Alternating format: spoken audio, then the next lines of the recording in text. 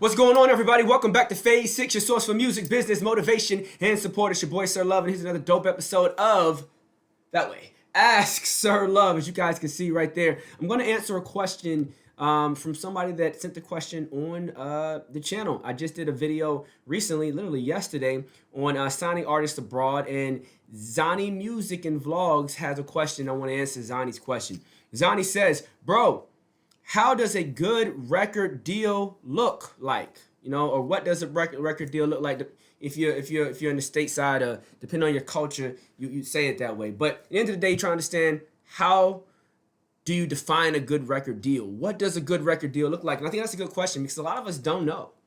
A lot of us don't understand. I want to break that down. Thank you for asking this question. So to answer the question, the answer is a good record deal is a deal that takes account your strengths, not just you and your team's strengths and weaknesses, and it closes the gaps of your weaknesses and it allows you to empower your strengths. So what does that mean? In short, it is going to look different for every single person. There is no standard set or array of numbers that is going to be the best deal. All right? So let me give you an example. If your team already is really good at booking, they already got you on the road, they already got X amount of dollars, you're already doing, all this other type of stuff, then in the deal, you may or may not look at tour support differently, right? Maybe you want to expand the types of tours that you're doing, so you want the label to invest in tour support and funding you during your different touring initiatives, or maybe you feel like you're good in that area, so you don't want the label involved at all. Instead, you want them involved in more marketing initiatives, right? A deal could be structured in such a way where maybe you're touring and you're doing really well on touring, but your merchandise game is crap. And maybe you want the label to come in and help you get your merchandise game up to par and increase the amount of revenue that you're making in merchandising. Maybe you're able to tour effectively in the States, but you're not doing well abroad, right? Now, all these touring examples that I'm giving could also fall in the category of a major agency like CAA or WMA, William Morris Agency, right? So Creative Arts and William Morris. But at the end of the day, the label is typically involved in those situations at some level, all right? So let's get to a more label-specific concept, right?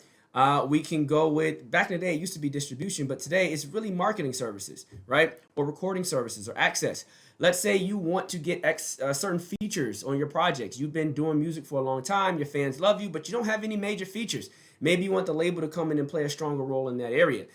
Maybe you don't have any major publishing opportunities. Maybe you want the label to come in and play a stronger role in publishing.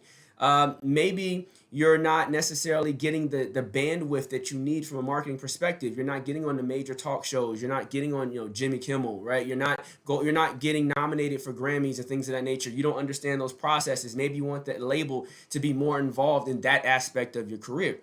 Maybe you do want to do distribution. Maybe you know how to do online distribution and you're really good at it, but you have fans that actually still want physical products in certain parts of the world where physical products are still viable, right? Maybe you want partnerships in marketing. Maybe you want to get a sponsorship deal or something of that nature, and the label has the proper resources that can help you with that, right? At the end of the day, whenever you're doing a record deal, you're trying to understand what services do you provide as a label, and I just listed some of them, right? And many of these sources, labels outsource to other people, right? But what services do you provide across your network? And additionally, what services do I need? And what am I willing to give up in exchange for the services that you are offering? That's how I approach a deal personally. And that's, like, again, is different for everyone. For some people, for a lot of times, believe it or not, 360s can make a lot of sense if the deal is written the correct way, because it incentivizes the label to work harder in other areas outside of just marketing the music itself, right? There are other situations in which the 360 is the worst fucking deal you ever signed in your life, right? There are just different types of scenarios. It's really about what you want out of the deal. So every artist that's out there thinking about a record deal, thinking about an opportunity, I want you to stop and I want you to consider, what is it that I want from this company? What service do I want them to provide? Not just make me a star, make me famous, give me a bag, right? What services do you want them to provide? Because if it's just a loan, they'll sign you and say, hey, just give us our return on our investment, right? For some of us, it's just money. Hey, I just need the loan, right? And note that it is a loan, right? You have to pay it back with interest, right? Because the record label is a bank.